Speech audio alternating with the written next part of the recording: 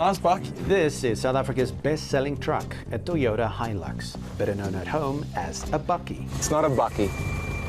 It's a Hilux. They're popular for handling the country's diverse landscape, from rural farmlands to city potholes. Produced domestically since the 70s, it's become a proud export.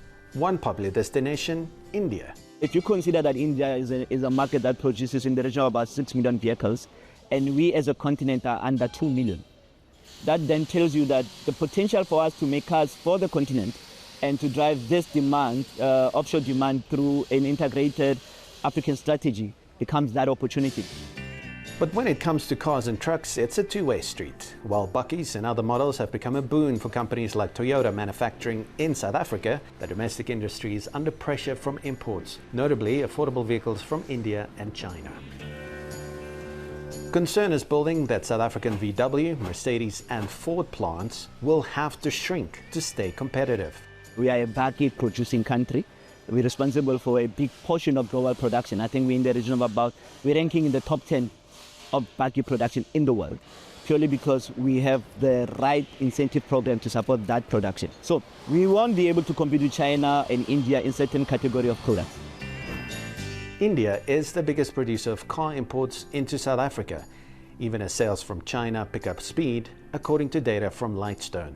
Demand for luxury vehicles in America has been a big driver for investment in South Africa for luxury brand production. And now we're losing that particular demand.